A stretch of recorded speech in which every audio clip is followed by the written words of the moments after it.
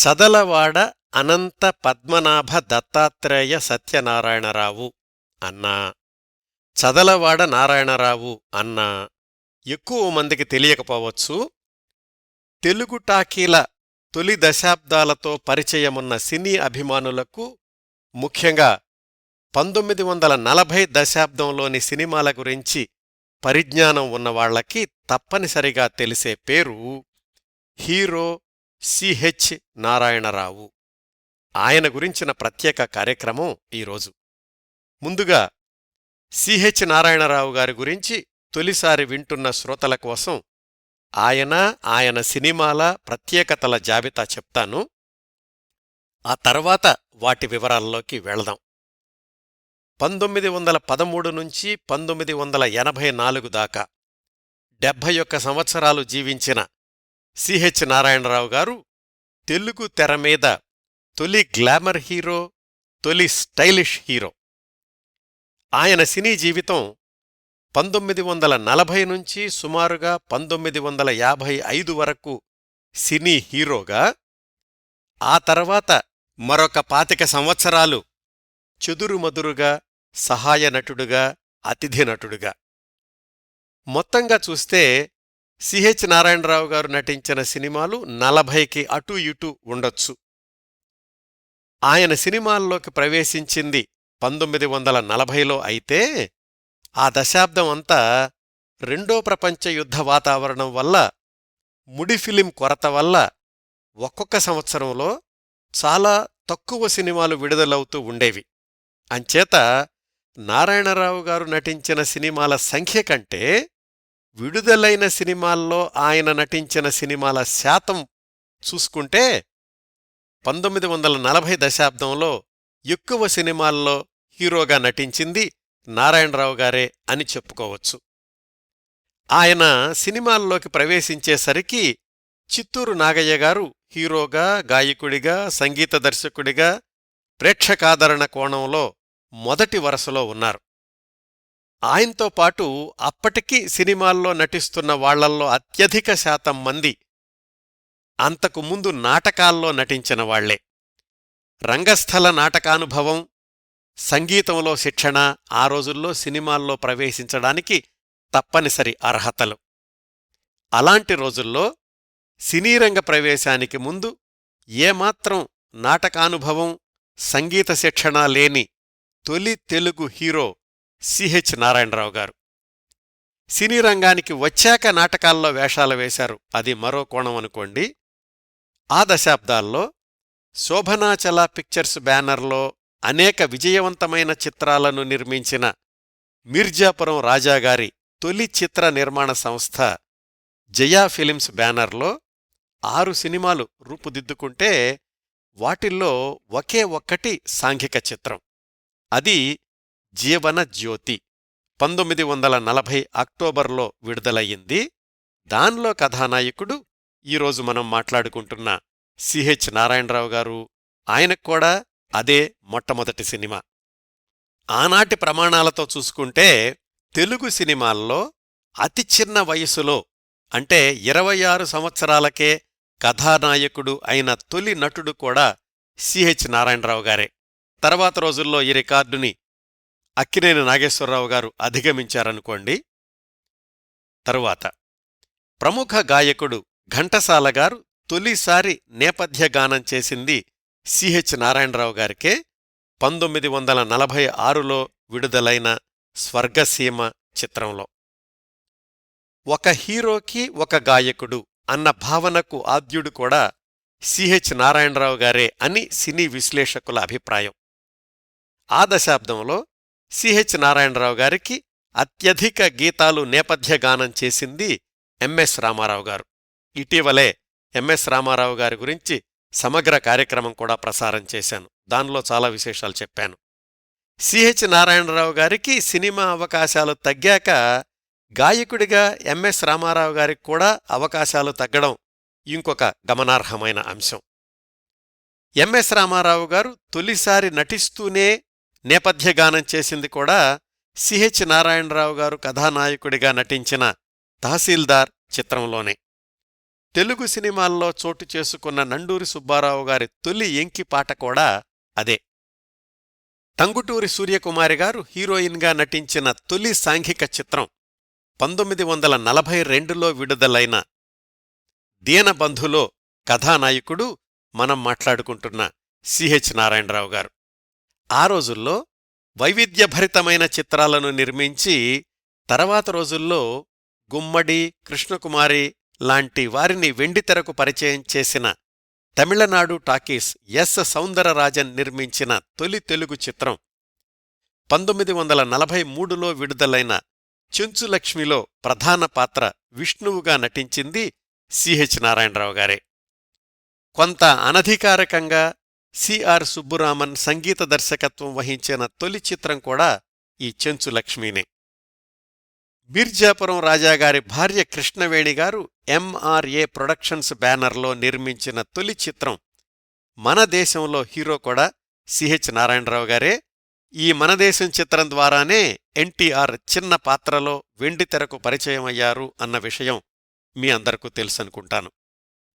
ప్రముఖ చిత్ర నిర్మాణ సంస్థ ఏవిఎం వాళ్లు తెలుగులో తీసిన మొట్టమొదటి చిత్రం వైజయంతిమాలను తెలుగువారికి పరిచయం చేసిన తొలి చిత్రం జీవితం అయితే దాన్లో హీరో సిహెచ్ నారాయణరావు గారే. మోడరన్ థియేటర్స్ వాళ్లు నిర్మించిన తొలి తెలుగు స్ట్రెయిట్ చిత్రం ఆడజన్మ, దాన్లో కూడా హీరో సిహెచ్ నారాయణరావు గారే.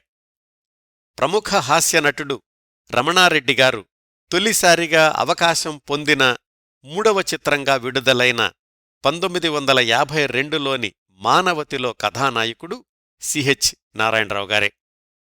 ఆ రోజుల్లో ప్రజాదరణ పొందిన ప్రముఖ నవలా రచయిత జంపన చంద్రశేఖరరావు గారి దర్శకత్వంలో రూపొందిన తొలి సాంఘిక చిత్రం, ఆయన నిర్మించిన తొలి సాంఘిక చిత్రం 1954లో విడుదలైన మేనరికం, దాన్లో హీరో సిహెచ్ నారాయణరావు గారే.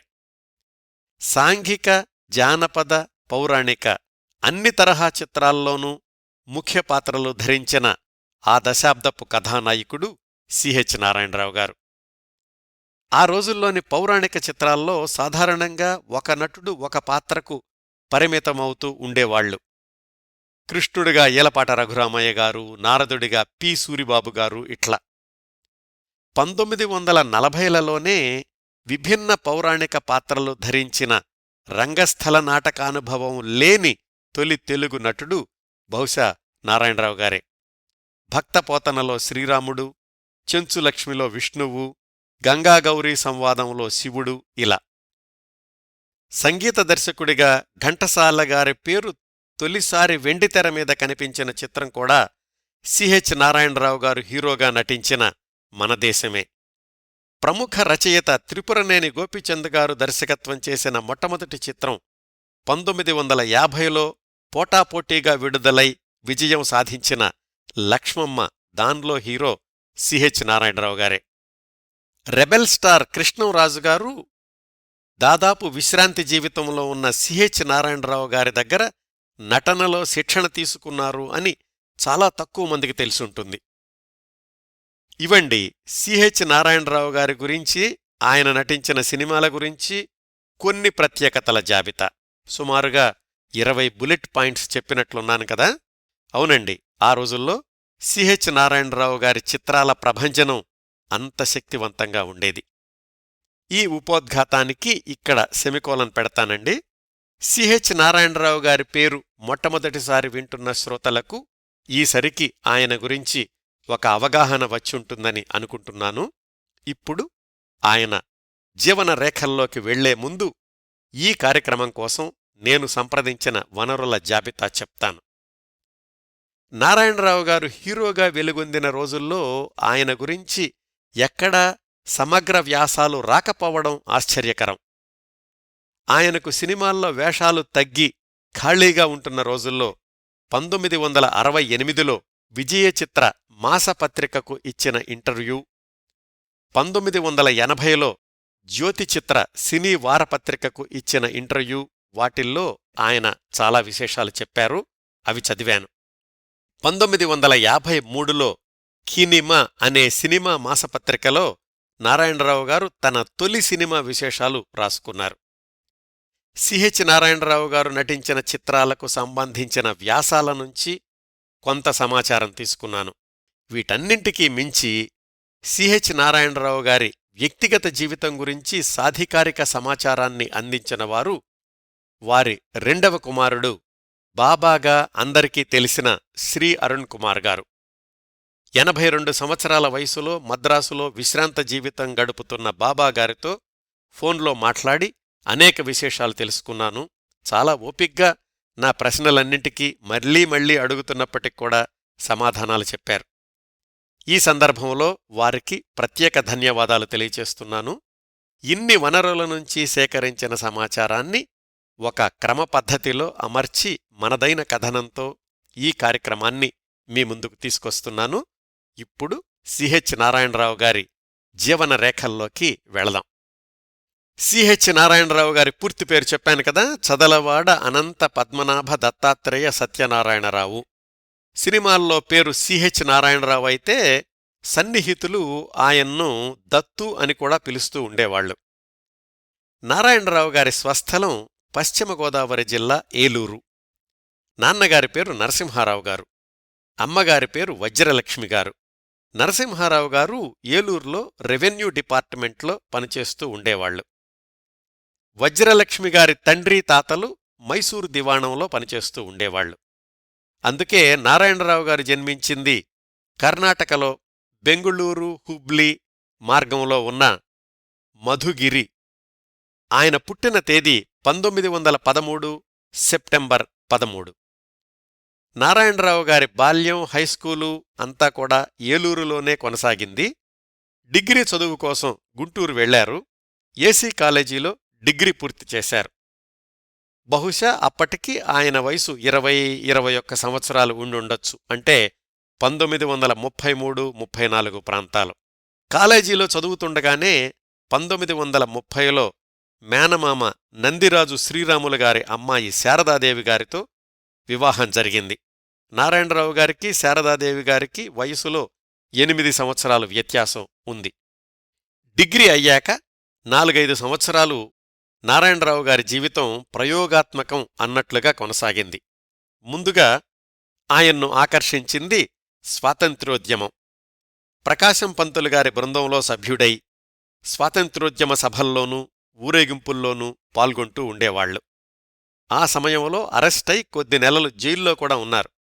జైల్లో ఉండగానే ఇంటూరి వెంకటేశ్వరరావు అనే ఆయన పరిచయమయ్యారు. తర్వాత రోజుల్లో నారాయణరావు గారు హీరో అయితే ఈ ఇంటూరి వెంకటేశ్వరరావు గారు ప్రముఖ జర్నలిస్ట్ అయ్యారు. జీవితాంతం వారి స్నేహం కొనసాగింది.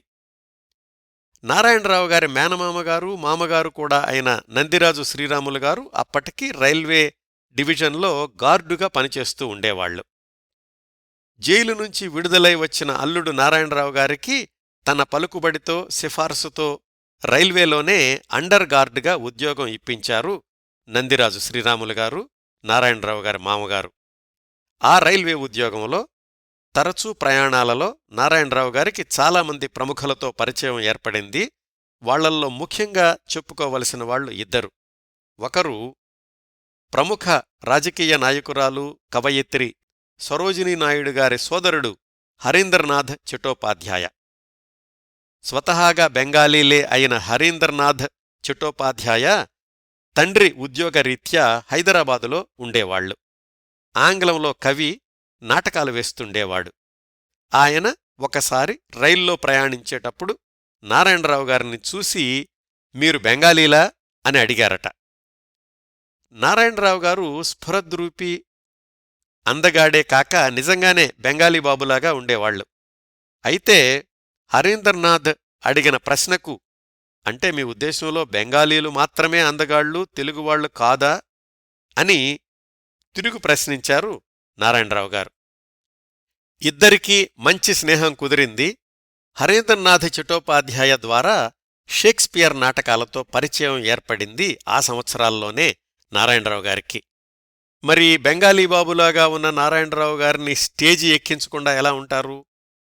హరీంద్రనాథ్ చటోపాధ్యాయ ప్రదర్శించిన షేక్స్పియర్ నాటకాల్లో 1-2 సార్లు చిన్న చిన్న పాత్రలు వేయించారు నారాయణరావు గారితో. వారిద్దరి స్నేహం చాలా రోజులు కొనసాగింది. హరీందర్నాథ్ ద్వారా పరిచయమైన విశ్వవాసుదేవరావు అనే ఆయన వల్ల షేక్స్పియర్ సాహిత్యాన్ని మరింత లోతుగా అర్థం చేసుకునే అవకాశం వచ్చింది నారాయణరావు గారికి. ఇంకా నారాయణరావు గారు రైల్వేలో పనిచేస్తుండగా పరిచయమైన మరొక ప్రముఖుడు ఆ రోజుల్లో రైల్వే గాంధీగా పేరు తెచ్చుకున్న ట్రేడ్ యూనియన్ నాయకుడు వివి గిరిగారు. తర్వాత రోజుల్లో ఆయన భారతదేశానికి రాష్ట్రపతి కూడా అయ్యారు. ఆయన ప్రభావంతో కొంతకాలం రైల్వే కార్మిక సంఘాల్లో క్రియాశీలకంగా పనిచేశారు. ఇన్ని ప్రయోగాల తర్వాత వాళ్ల నాన్నగారు నారాయణరావు గారిని ఏలూరుకి తీసుకొచ్చేశారు. అక్కడ ప్రముఖ పుస్తక ప్రచురణ సంస్థ వెంకట్రామ అండ్ కోలో ఉద్యోగం ఇప్పించారు. బహుశా అది 1937-38 ప్రాంతాలు కావచ్చు. ఆ ఉద్యోగంలో ఉన్నప్పుడు ఉద్యోగ బాధ్యతల్లో భాగంగా తరచూ మద్రాసు వెళుతుండేవాళ్లు.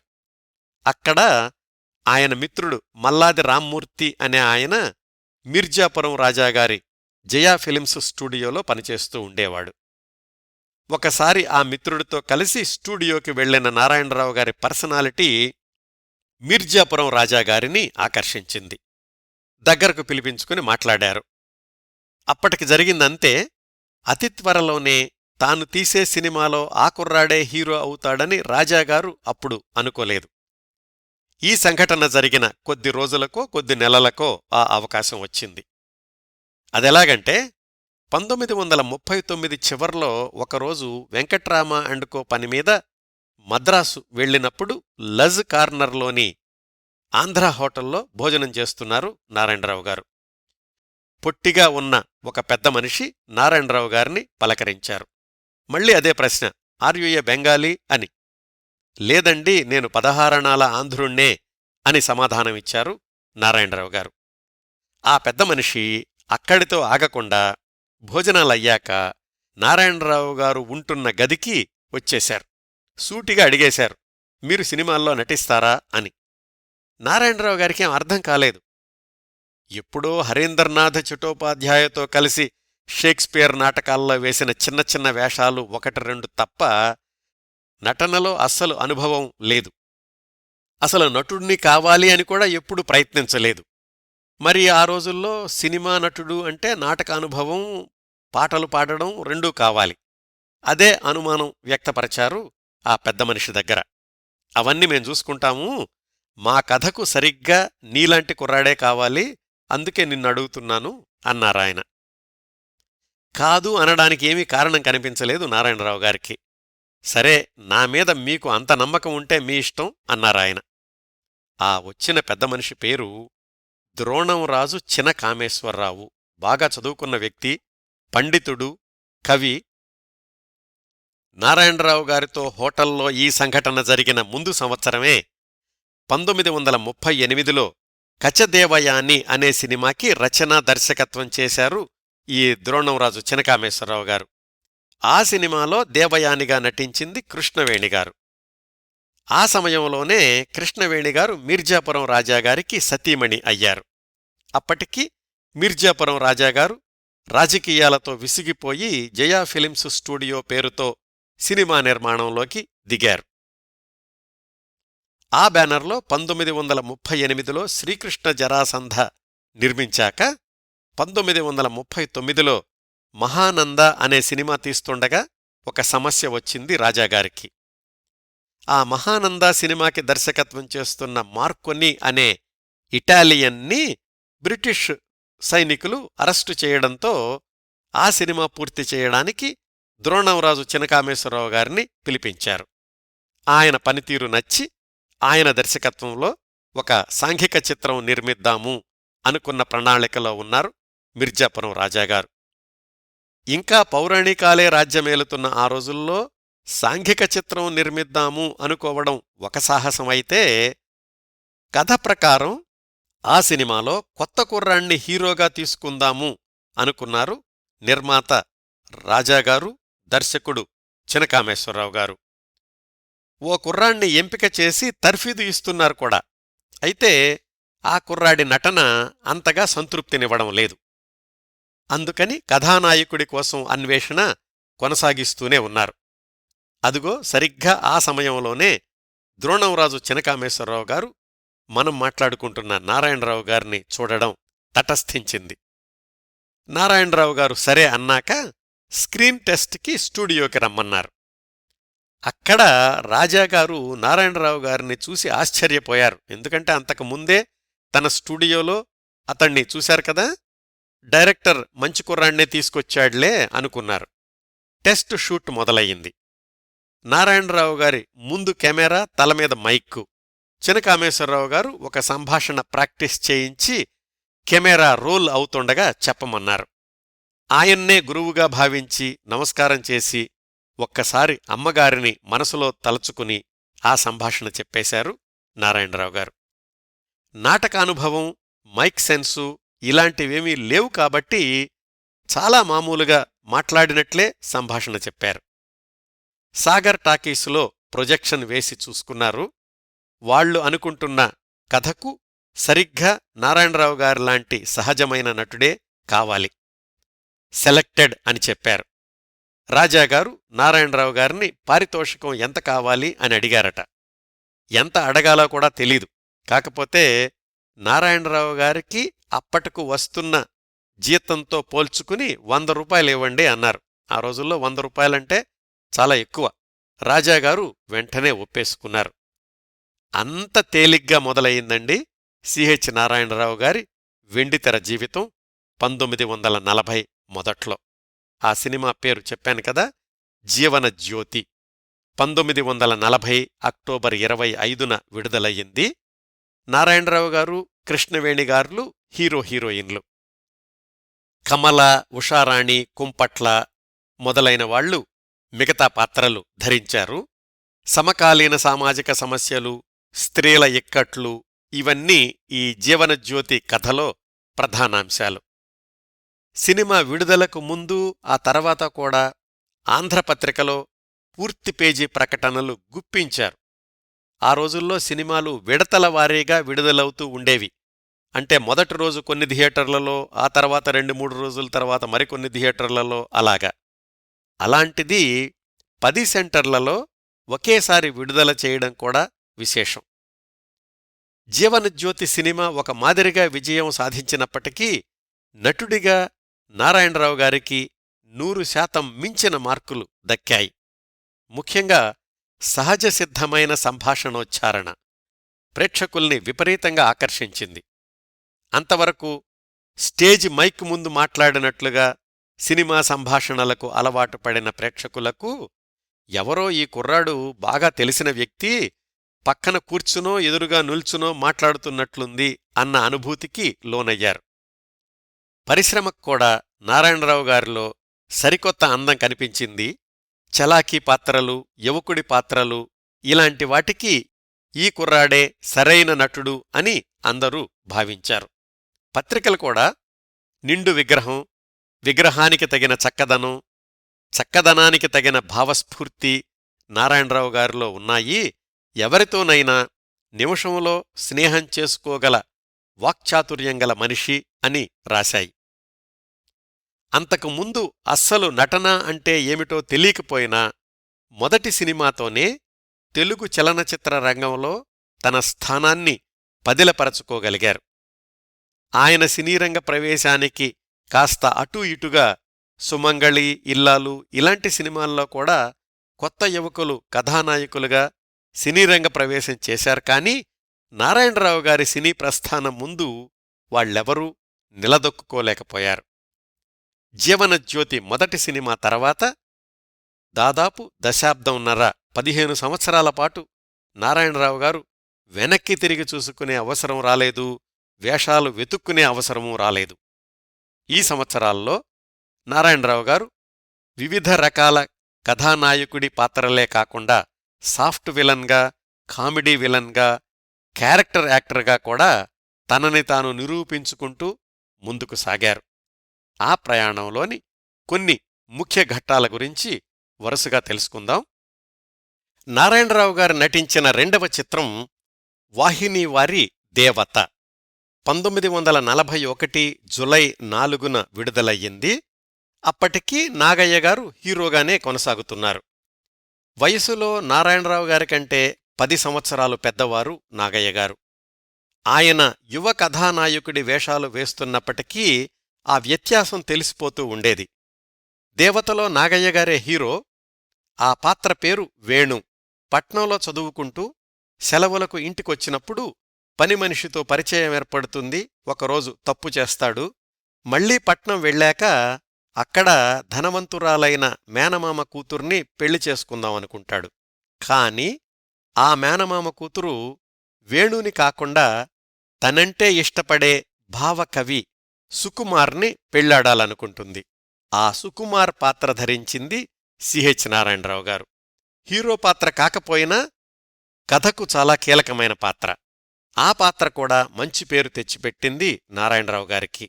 ఆ పాత్ర ఆయన మీద ఎంత ప్రభావం చూపించిందంటే తరువాతి సంవత్సరం 1942లో పుట్టిన పెద్దబ్బాయికి రామకృష్ణ సుకుమార్ అని పేరు పెట్టుకున్నారు. నారాయణరావు గారి 3వ సినిమా కూడా వాహిని వాళ్లదే. దర్శకుడిగా కెవి రెడ్డి గారి తొలి చిత్రం భక్త పోతన. ఇందులో 2-3 సార్లు శ్రీరాముడిగా కొద్ది నిమిషాలు కనిపించే పాత్ర. అంతవరకు తెలుగు సినిమాల్లో చాలామంది శ్రీరాముడి పాత్రలు ధరించినప్పటికీ భక్తపోతనలో నారాయణరావు గారి శ్రీరాముడు కొత్త అందాలతో ప్రేక్షకుల్ని ఆకర్షించాడు. మొదటి సినిమాలో హీరో, రెండో సినిమాలో హీరో తరువాతి పాత్ర, మూడో సినిమాలో అతిథి పాత్ర. వీటి తర్వాత 4వ సినిమా నుంచి వరుసగా హీరో పాత్రలే ధరించారు. ఆయన నటించిన 4వ చిత్రం దీనబంధు 1942 ఆగస్టు 14న విడుదలయ్యింది. అప్పటి సమకాలీన సమస్యలు, ప్రేమకథ, వీటికి దీనజనోద్ధారణ అనే అంశాన్ని కలిపిన కథ దీనబంధు. బాలనటిగా చిత్రరంగ ప్రవేశం చేసి ఈ సినిమా కంటే ముందు చంద్రహాస అనే జానపద చిత్రంలో కథానాయికగా నటించిన టంగుటూరి సూర్యకుమారి గారు హీరోయిన్గా నటించిన తొలి సాంఘిక చిత్రం కూడా ఈ దీనబంధు. ఆమెతో హీరోగా నటించిన సిహెచ్ నారాయణరావు గారిది ఈ సినిమాలో స్టైలిష్ పాత్ర. నైట్ డ్రెస్సు, నోట్లో సిగార్ పైప్తో కొత్త రకం హీరో కనిపించాడు తెలుగు ప్రేక్షకులకు. ఆంధ్రప్రదేశ్ రాష్ట్రగీతమైన మా తెలుగు తల్లికి మల్లెపూదండ పాట ఈ దీనబంధు సినిమా కోసమనే రాశారు కాని దానిలో ఉపయోగించలేదు. మంచి ఆశయంతో, మంచి కథతో నిజమైన యువతీ యువకుల్ని హీరో హీరోయిన్లుగా నటింపచేసినప్పటికీ బాక్సాఫీసు దగ్గర విజయం సాధించలేకపోయింది దీనబంధు చిత్రం. దీని తర్వాత నారాయణరావు గారు మహావిష్ణువుగా ప్రధాన పాత్ర ధరించిన చిత్రం చెంచులక్ష్మి. దీనిలో చెంచులక్ష్మిగా నటించిన కమలా కోట్నీస్ నారాయణరావు గారికి సినీరంగ ప్రవేశానికి ముందు నుంచే తెలుసు. నారాయణరావు గారి పినతల్లులు కొంతమంది కర్నూలులో ఉంటుండేవాళ్లు. వాళ్ళింటికి వెళ్ళినప్పుడు కమలా కోట్నీస్ పరిచయమయ్యారు. నారాయణరావు గారికంటే ముందుగానే చిత్రరంగ ప్రవేశం చేసినప్పటికీ ఆ తరువాత నారాయణరావు గారితో కలిసి ఆమె 5-6 సినిమాల్లో నటించారు. ఆనాటి ప్రమాణాలతో పోలిస్తే చెంచులక్ష్మి, నరహరిల మధ్య కొన్ని దృశ్యాలు హద్దులు మీరాయి అని అప్పట్లో విశ్లేషకులు రాశారు. ప్రాథమికంగా తమిళుడే అయినప్పటికీ తెలుగు రాకపోయినా వ్యాపారాత్మక చిత్రాలు రూపుదిద్దాలి అనుకుని సినీరంగ ప్రవేశం చేసిన దర్శక నిర్మాత సౌందరరాజన్ గారికి లాభాల పంట పండించింది ఈ చెంచులక్ష్మి చిత్రం. ఇంకా దీని తర్వాత మళ్లీ సిహెచ్ నారాయణరావు గారి కోసమే రాశారా అన్నట్లుగా సరిపోయిన పాత్ర 1944 డిసెంబర్ 14న విడుదలైన తహసీల్దార్ చిత్రం. తహసీల్దార్ అని కూడా అనేవాళ్లు. పతి పత్ని ఔర్ వో తరహా కథ. భార్యాభర్తలు సిహెచ్ నారాయణరావు గారు, భానుమతి గారు అయితే వాళ్ల మధ్య వచ్చే మరొక మహిళ కమలా కోట్నీస్. ఇందులో కూడా సిహెచ్ నారాయణరావు గారి స్టైలిష్ యాక్షన్కి మంచి మార్కులొచ్చాయి. వ్యాపారాత్మకంగా మంచి విజయం సాధించింది. దీని తర్వాత మళ్లీ అత్యంత ఘన విజయం సాధించిన చిత్రం స్వర్గసీమ. 1946 జనవరి 10న విడుదలయ్యింది. దీనిలో హీరో నాగయ్య గారే కాని మరొక ప్రధాన పాత్ర సిహెచ్ నారాయణరావు గారిది. మూర్తి అనే వివాహితుడు సుబ్బులు నుంచి సుజాతగా మారిన నటీమణి వలలో చిక్కుకుంటాడు. ఆ సుజాత కొన్నాళ్లకు మూర్తిని వదిలేసి నరేన్ అనే మరొక అతనితోటి సన్నిహితంగా ఉంటుంది. ఆ మూర్తిగా నటించింది నాగయ్య గారైతే సుజాతగా నటించింది భానుమతి గారు, ఆ నరేన్గా నటించింది సిహెచ్ నారాయణరావు గారు.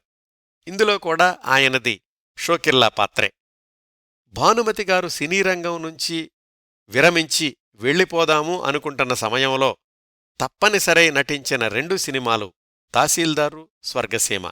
రెండింటిలోనూ సిహెచ్ నారాయణరావు గారు ప్రధాన పాత్ర పోషించడం విశేషం. దీనబంధు, తహసీల్దార్, స్వర్గసీమ వరుసగా ధరించిన పాత్రలతో తనకంటూ ఒక శైలిని ఏర్పరచుకున్నారు సిహెచ్ నారాయణరావు గారు. అందుకనే 1945 కల్లా గ్లామర్ స్టార్ అని, స్టైలిష్ స్టార్ అని, బెంగాలీ బాబు అని సంబోధించడం మొదలయింది ఆయన్ను.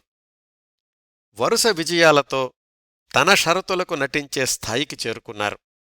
అంతవరకు నెలజీతం మీద పనిచేసే స్థాయి నుంచి సినిమాకి ఇంత అని పారితోషికం తీసుకునే స్థాయికి చేరుకున్నారు. తక్కువ సినిమాలు నిర్మాణమైన ఆ సంవత్సరాల్లో కూడా రోజుకి 2 సినిమాల్లో నటించిన సందర్భాలు కూడా ఉన్నాయి ఆయన నట జీవితంలో. ఇంకా సిహెచ్ నారాయణరావు గారి సినీ జీవితానికి చిన్న సెమికోలన్ పెట్టి 1945 ప్రాంతాలకు ఆయన వ్యక్తిగత జీవితం విషయానికొస్తే, ఆయన సినీ జీవితం ప్రారంభమైన కొత్తలోనే మద్రాసులో కాపురం పెట్టారు. 1942లో పెద్దబ్బాయి రామకృష్ణ సుకుమార్ పుట్టారు అని చెప్పాను కదా. 1945లో రెండో అబ్బాయి శ్రీ అరుణ్ కుమార్ జన్మించారు. ఈ అరుణ్ కుమార్ గారినే బాబా అంటారు. ఆయనే మన కార్యక్రమానికి ఎంతో అరుదైన సమాచారాన్ని అందించారు. ఆయనకు అరుణకుమార్ అని పేరు పెట్టింది కూడా నారాయణరావు గారి స్నేహితుడు హరీంద్రనాథ్ చట్టోపాధ్యాయ గారే. తరువాత రోజుల్లో నారాయణరావు గారు, శారదాదేవి దంపతులకు విజయకుమార్, రాధారాణి, కృష్ణకుమార్, గిరిజాకుమారి, శ్యామ్కుమార్, వివేకానంద కుమార్, కిషోర్ కుమార్ గార్లు జన్మించారు. 7 అబ్బాయిలు, 2 అమ్మాయిలు, మొత్తం 9 మంది సంతానం. మరిన్ని వ్యక్తిగత జీవిత విశేషాలు టైం లైన్ ప్రకారం తర్వాత తెలుసుకుందాం. మళ్ళీ సిహెచ్ నారాయణరావు గారి సినీ జీవిత ప్రస్థానానికి వస్తే, స్వర్గసీమ తర్వాత ఆయన నటించిన మరొక సూపర్ హిట్ జానపద చిత్రం ముగ్గురు మరాఠీలు. పూర్తి కథాబలం ఉన్న ఈ చిత్రంలో 3 అన్నదమ్ములు, 3 మరాఠీల్లో పెద్దవాడు సోమోజీగా నటించింది సిహెచ్ నారాయణరావు గారైతే చిన్నవాడు ఫిరోజీగా నటించింది అక్కినేని నాగేశ్వరరావు గారు. పక్కన హీరోయిన్ ఉంది కాబట్టి ఫిరోజీ పాత్ర హీరో అన్నారు. కానీ నారాయణరావు గారు ధరించిన పాత్ర కూడా సినిమా చివరి వరకు కీలకంగా నడుస్తుంది.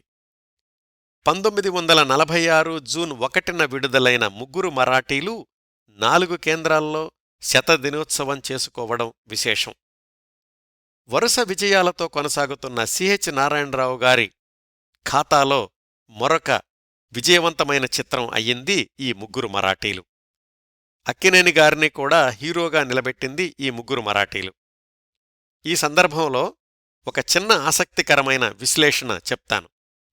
సిహెచ్ నారాయణరావు గారికి, అక్కినేని నాగేశ్వరరావు గారికి 11 సంవత్సరాలు వయసు వ్యత్యాసం.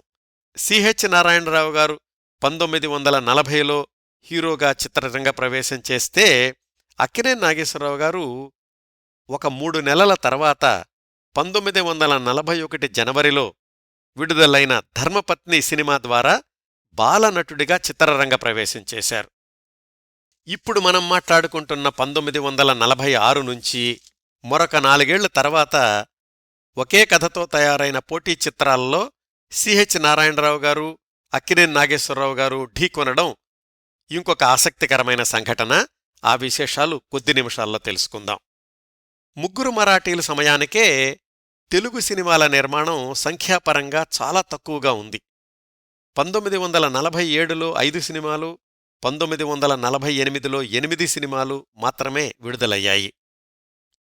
ముగ్గురు మరాఠీలు తర్వాత నారాయణరావు గారు నటించిన చిత్రం మనదేశం 1949 నవంబర్ 24న విడుదలయ్యింది. ఇందులో మళ్లీ నాగయ్య గారు, నారాయణరావు గారులు అన్నదమ్ములుగా నటించారు. దీనిలో తమ్ముడుగా నటించిన నారాయణరావు గారి పాత్రే హీరో అని చెప్పుకోవచ్చు, పక్కన హీరోయిన్ ఉంటుంది కాబట్టి. నాగయ్య గారు సీనియర్ కాబట్టి ఆయనకిచ్చిన పారితోషికములో నారాయణరావు గారికి సగమే ఇచ్చినప్పటికీ కథాపరంగా చివరి వరకు కీలకంగా ఉండే పాత్ర నారాయణరావు గారిది. ఈ సినిమా ద్వారానే ఎన్టీ రామారావు గారు పోలీస్ ఆఫీసర్గా వెండితెరకు పరిచయమైన విషయం శ్రోతలకు తెలుసు కదా. ఆ సినిమా షూటింగ్ సందర్భంలో పోలీసు వేషం తీసేసి పంచాలాల్చీలో నడుచొస్తున్న ఎన్టీఆర్ గారిని చూసి నారాయణరావు గారు అన్నారట, చాలా అందంగా ఉన్నారు, మంచి కంఠస్వరం, త్వరలోనే మీరు గొప్ప నటులవుతారు అని. ఆ మాట నిజమవ్వడానికి కొన్ని నెలలు మాత్రమే పట్టింది. 1950ల నుంచి ఎన్టీఆర్ శకం మొదలవడం అదంతా వేరే కథ అనుకోండి. నారాయణరావు గారి విషయానికొస్తే 1949లో ఆయన నటించింది ఒక్క సినిమానే విడుదలైతే 1950లో 4 సినిమాలు విడుదలయ్యాయి. 4ంటిలోనూ నారాయణరావు గారిది హీరో పాత్రే. విడుదల తేదీల వరసలో చూద్దాం. 1950 ఫిబ్రవరి 26 తెలుగు చలనచిత్ర చరిత్రలో ఒక ప్రత్యేకమైన రోజు.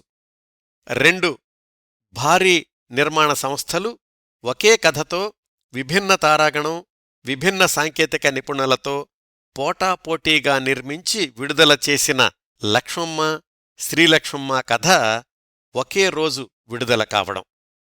ఈ రెండింటిలోనే అక్కినేని సిహెచ్ నారాయణరావు గారు హీరోలుగా పోటీపడ్డారు. 2 సినిమాల నిర్మాతలు ఆయా హీరోల్ని తొలిసారి వెండితెరకు పరిచయం చేసిన వాళ్లే. అక్కినేనిని మొదటిసారి ప్రధాన పాత్రలో పరిచయం చేసిన ఘంటసాల బలరామయ్య గారిది శ్రీలక్ష్మమ్మ కథ అయితే, సిహెచ్ నారాయణరావు గారిని వెండితెరకు పరిచయం చేసిన మిర్జాపురం రాజాగారిది లక్ష్మమ్మ చిత్రం.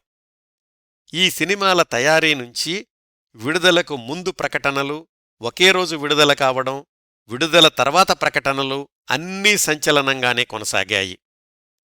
2 నిర్మాతలు తమ సినిమా బ్రహ్మాండంగా ఆడుతోంది అని వరుసగా పత్రికల్లో పక్కపక్కనే ప్రకటనలు గుప్పించారు. కాని బేరీజు వేసి చూస్తే సిహెచ్ నారాయణరావు గారు నటించిన శోభనాచల వారి లక్ష్మమ్మదే పైచేయి అని కొంతమంది సినీ విశ్లేషకుల అభిప్రాయం. ఈ లక్ష్మమ్మ, శ్రీలక్ష్మమ్మ కథ పోటీ సినిమాల గురించి, ఇంతకు ముందు ప్రస్తావించుకున్న మనదేశం చిత్రం గురించి నేను లోగడ పూర్తిస్థాయి కార్యక్రమాలు ప్రసారం చేశాను. ఆసక్తిగల శ్రోతలు యూట్యూబ్లో కానీ స్పాటిఫైలో కానీ వినవచ్చు. ఇంకా లక్ష్మమ్మ చిత్రం విజయవంతంగా ప్రదర్శించబడుతున్న రోజుల్లోనే 1950 మార్చి 19న సిహెచ్ నారాయణరావు గారు హీరోగా నటించిన తరువాతి చిత్రం తిరుగుబాటు విడుదలయ్యింది. ఇది కూడా పతి పత్ని ఔర్ వో లాంటి కథే. పతి పత్ని సిహెచ్ నారాయణరావు గారు, శాంతకుమారి గారు అయితే వాళ్ళిద్దరి మధ్య వచ్చే మరొక స్త్రీ పాత్ర కృష్ణవేణిగారిది. ఈ సినిమా ఆశించినంతగా విజయం సాధించలేదు. దీని తర్వాత విషయానికొస్తే బోల్డ్ టైటిల్తో వచ్చిన సిహెచ్ నారాయణరావు గారు, జి వరలక్ష్మి గారు జంటగా నటించిన చిత్రం మొదటి రాత్రి 1950 జూన్ 9న విడుదలయ్యింది. ఇది కూడా విజయవంతం కాలేదు. 1950లో సిహెచ్ నారాయణరావు గారు తరువాత నటించిన చిత్రం, విజయవంతమైన చిత్రం జీవితం 1950 జూలై 14న విడుదలయ్యింది. ఈ జీవితం చిత్రం మంచి విజయం సాధించింది. ఏవిఎం వాళ్లు వైజయంతిమాలను హీరోయిన్గా పరిచయం చేస్తూ తమిళంలో, తెలుగులో సమాంతరంగా నిర్మించిన చిత్రం ఇది. తమిళంలో దాని పేరు వాళ్గై. అందులో సహస్రనామం ధరించిన పాత్ర తెలుగులో సిహెచ్ నారాయణరావు గారిది. ఈ పాత్రను హీరో అనుకోవచ్చు, విలన్ అనుకోవచ్చు. విలన్ అంటే పగబట్టి నేరాలు చేసేవాడు కాదు, భార్యను మోసం చేసే సాఫ్ట్ స్టైలిష్ విలన్ పాత్ర. చివర్లో మంచివాడుగా మారడం ఆనాటి సినిమాల ఫార్ములా అనుకోండి. ఈ జీవితం సినిమాలో నారాయణరావు గారి నటన గురించి 2 సంఘటనలు చెప్తాను. తరువాతి దశాబ్దాల్లో రజనీకాంత్ తన సినిమాల్లో సిగరెట్ వెలిగించే స్టైల్ చాలామందికి గుర్తుండే ఉంటుంది కదా. అలాంటి మరొక స్టైల్ని 1950లోనే ప్రవేశపెట్టారు సిహెచ్ నారాయణరావు గారు.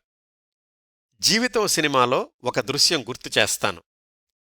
పట్నంలో ఉండే మూర్తి అంటే సిహెచ్ నారాయణరావు గారు పల్లెటూరికెళ్ళినప్పుడు అక్కడి అమాయకురాలు వరలక్ష్మి అంటే ఎస్ వరలక్ష్మిని వలలో వేసుకునే క్రమంలో భావోద్వేగంతో ఉన్న ఆమెకు అగ్నిసాక్షిగా పెళ్లి చేసుకుంటాను అని వాగ్దానం చేస్తాడు.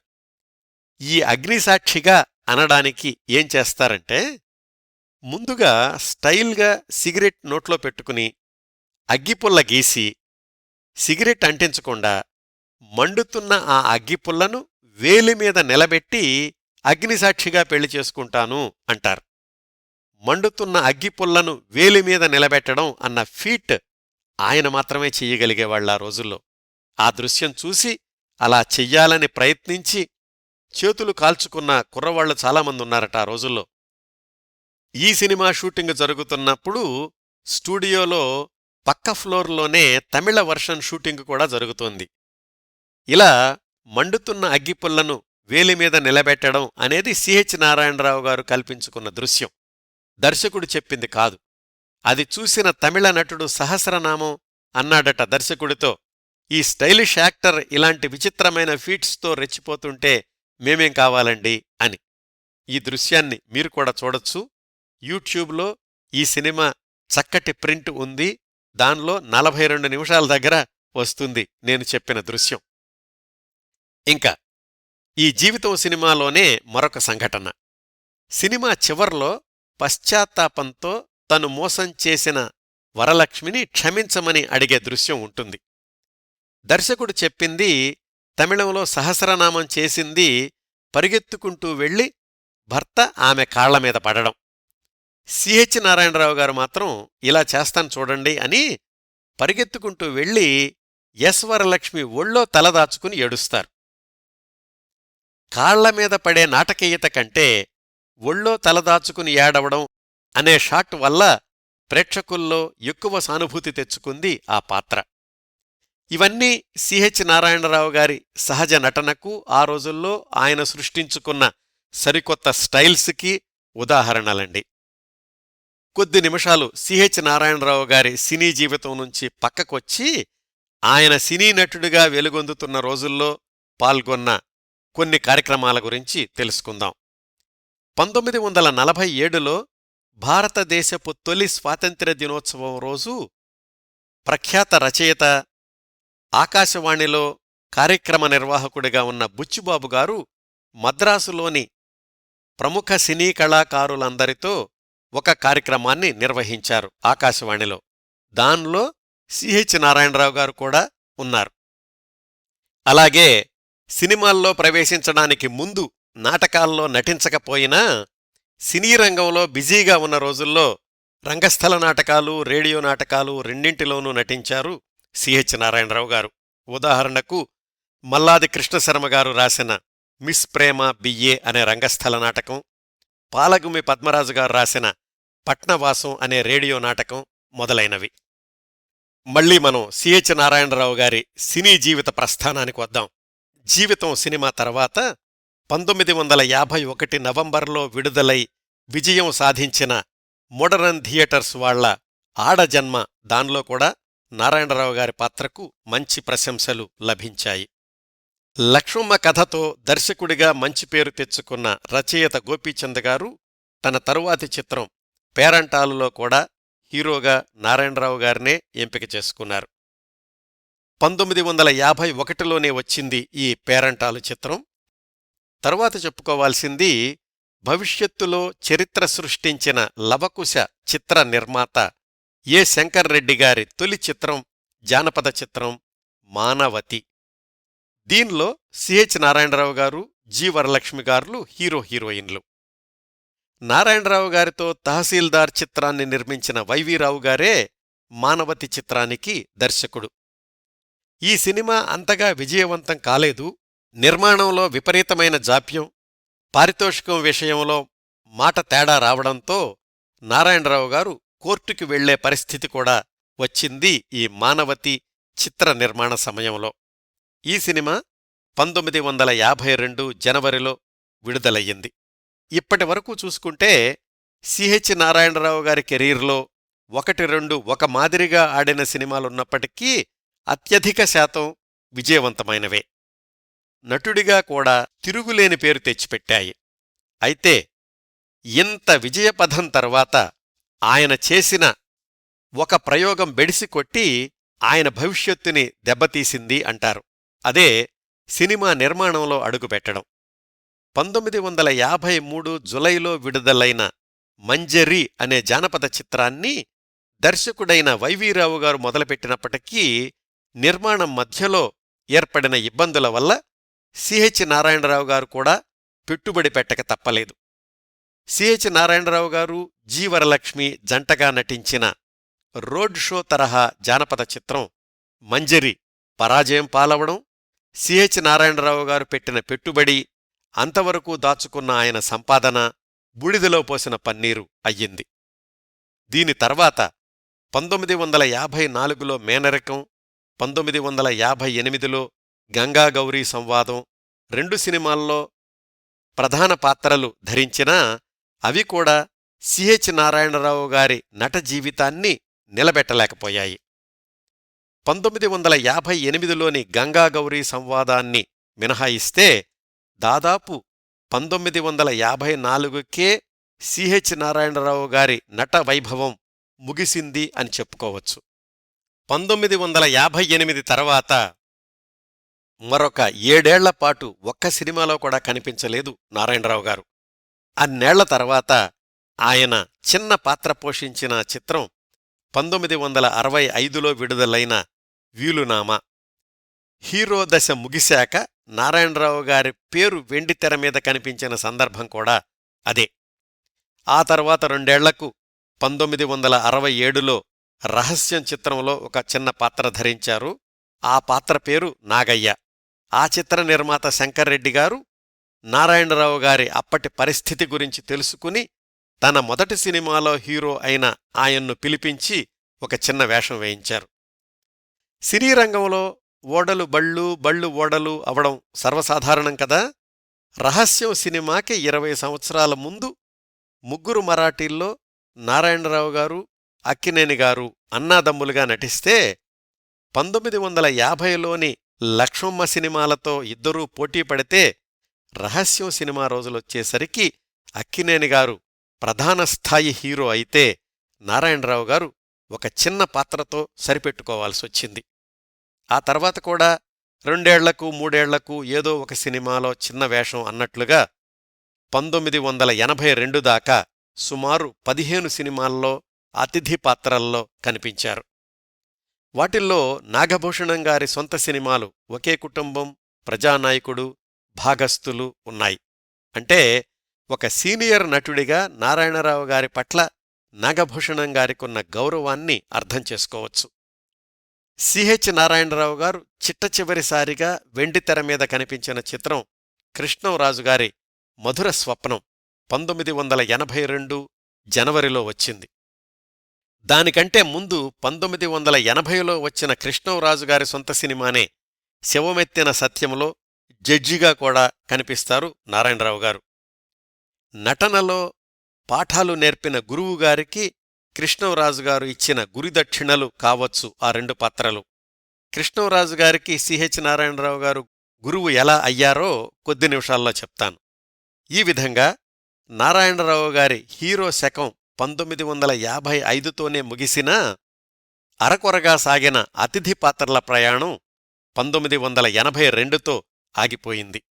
అయితే చిత్తూరు నాగయ్య గారిలాంటి సీనియర్ నటుడు చాలా సంవత్సరాలు క్యారెక్టర్ నటులుగా కొనసాగారు కదా. మరి నారాయణరావు గారు కూడా అలాంటి పాత్రల్లో ఎందుకు కొనసాగలేదు? మనం బయటనుంచి విశ్లేషిస్తే కొన్ని విషయాలు తార్కికంగా అనిపించవచ్చు, కానీ క్షేత్రస్థాయి సమస్యలు, క్షేత్రస్థాయి సమీకరణాలు వేరుగా ఉంటాయండి ఎక్కడైనా గాని. తనకి అవకాశాలు తగ్గడానికి కారణాల గురించి నారాయణరావు గారే స్వయంగా 1968లో ఇచ్చిన ఇంటర్వ్యూలో చెప్పిన కొన్ని అంశాలేంటంటే, మంజరీ చిత్రంతో నేను నిర్మాతనయ్యాను అని కొంతమంది అనుకుని ఉండొచ్చు, అందువల్ల నాకు వేషాలు ఇవ్వడానికి సందేహించి ఉండొచ్చు. నా అంతట నేను వెళ్ళి ఎవర్నీ వేషాలు ఇవ్వండి అని అడగలేదు మొట్టమొదట్లో. బహుశా అది కూడా ఒక కారణమేమో.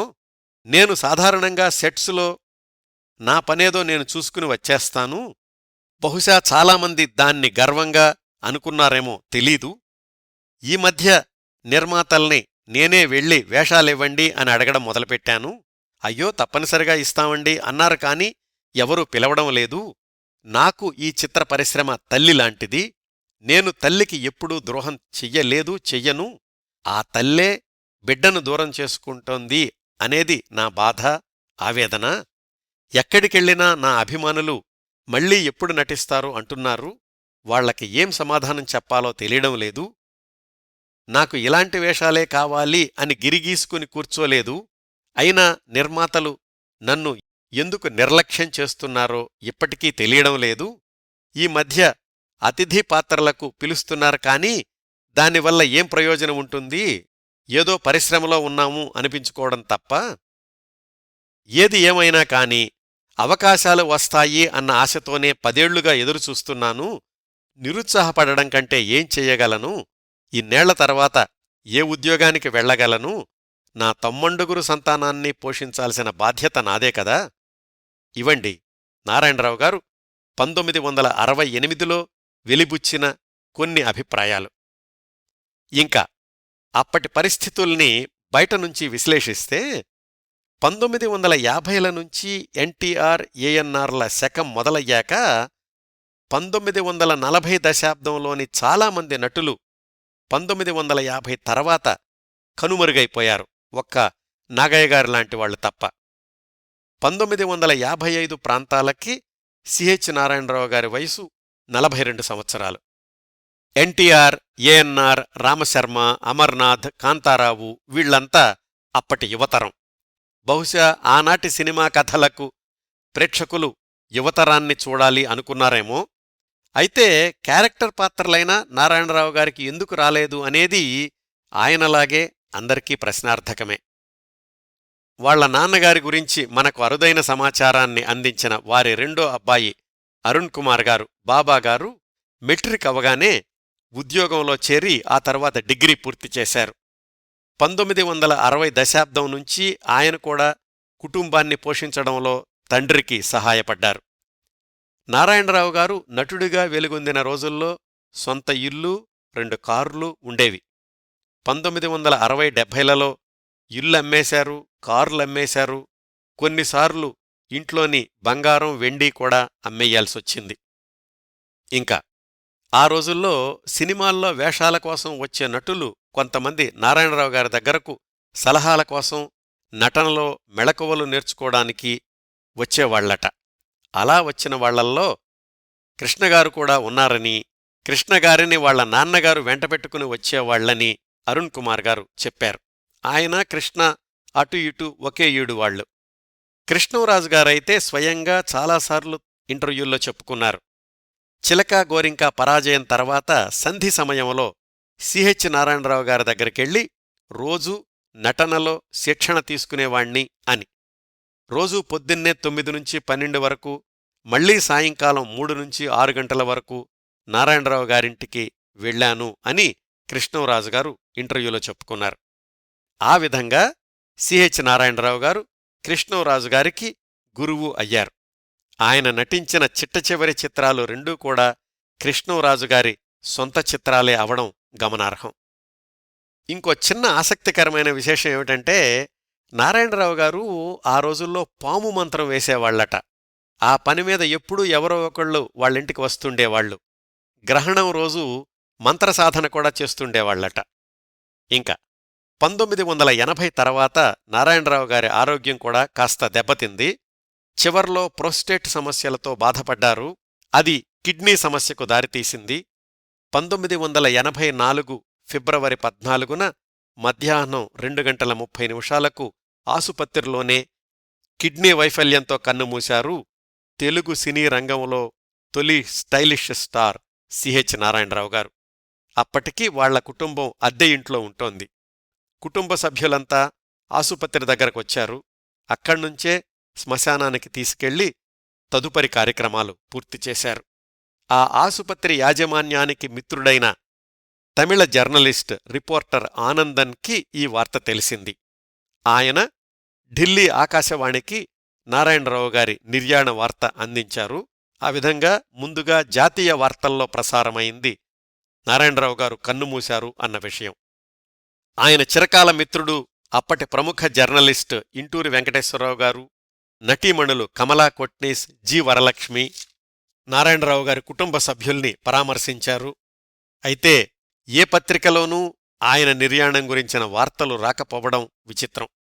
ప్రపంచంలో ఎవరు ఎవర్ని పట్టించుకున్నా లేకపోయినా కాలం తన పని తను చేసుకుంటూ వెళ్ళిపోతుంది కదా, కాలచక్రానికి విశ్రాంతి ఉండదు.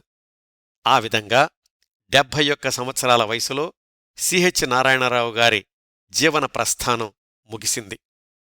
ఇవండి తొలితరం glamour star, stylish star CH Narayanarao గారి గురించి నేను సేకరించగలిగినంత సమాచారం. చక్కటి విజయవంతమైన నటుణ్ణి తరువాతి తరాలు గుర్తుంచుకున్నా లేకపోయినా తెలుగు సినిమా చరిత్ర తొలి అధ్యాయాల్లో సిహెచ్ నారాయణరావు గారు తన స్థానాన్ని పదిలం చేసుకున్నారు. చివరగా ఈ కార్యక్రమాన్ని ముగించబోయే ముందు నారాయణరావు గారి రెండో కుమారుడు అరుణ్ కుమార్ గారు, బాబాగారు పంపించిన సందేశం వినిపిస్తాను. శ్రీ కిరణ్ ప్రభ గారికి నమస్కారాలు. చాలా ఆశ్చర్యంగా ఉంది. 45 ఏళ్ల క్రితం మరణించిన మా నాన్నగారి గురించి ఒక వ్యాసం రాయడం, దాని గురించి నా దగ్గర మీరు వివరాలు సేకరించడం చాలా ఆశ్చర్యంగా ఉంది. ఇలా కూడా మనుషులు ఉన్నారని నాకు అర్థమైంది. ఇంతవరకు ఆయన గురించి పట్టించుకున్న వాళ్ళే లేరు. చలనచిత్ర సీమలో ఎవరూ రారు. అటువంటిది మీరు జర్నలిస్ట్ కూడా కాదు, ఒక అభిమానిగా మీరు పలకరించడం నాకు చాలా సంతోషంగా ఉంది. నాకు ఎలా మాట్లాడ కూడా రావడం లేదు. ఇప్పుడు అంత ఆనందంగా తబ్బిబ్బులైపోయాను. ఇది చాలా గొప్ప ప్రయత్నం మీరు చేసేది. నాకు తెలిసినంతవరకు మీరు చెప్పగలిగాను. మీకు వీర అభిమానం ఒక ఆయన ఉన్నారు పినపళ్ళలో, శ్రీ సూర్యనారాయణ గారు. వారు అప్పుడప్పుడు చెప్తుంటారు మీ గురించి. ఇప్పుడు వారు చెప్పే దానిలో ఏమీ తప్పు లేదు, ఇంకా చాలా తక్కువే చెప్పారనిపించింది మీ పరిచయం అయిన తర్వాత. ఇప్పుడే మీ పాతవన్నీ చూస్తూ వస్తున్నాను. చాలా సంతోషంగా ఉంది. మీకెంతో రుణపడి ఉన్నాను. భగవంతుడు మిమ్మల్ని చల్లగా చూడాలి, మీ కుటుంబం అంతా బాగుండాలి. సదా మీ బాబా. నమస్కారం. ధన్యవాదాలు బాబాగారు. మీరందించిన అరుదైన సమాచారం, అరుదైన చిత్రాలు ఈ కార్యక్రమ సాధికారత కోసం ఎంతగానో ఉపయోగపడ్డాయి. శ్రోతలారా, ఈ కార్యక్రమాన్ని ఇంతటితో ముగిస్తున్నానండి. ఈ కార్యక్రమాలను ఆదరించి అభిమానిస్తున్న శ్రోతలందరకు హృదయపూర్వకంగా ధన్యవాదాలు తెలియచేస్తున్నాను. మళ్లీ వారం మరొక మంచి కార్యక్రమంతో కలుసుకుందాం. అంతవరకు నవ్వుతూ ఉండండి. మీ నవ్వులు 10 మందికి పంచండి. ప్రస్తుతానికి మీ వద్ద సెలవు తీసుకుంటోంది సదా మీ ఆదరాభిమానాలను కోరుకునే మీ కిరణ్ ప్రభ.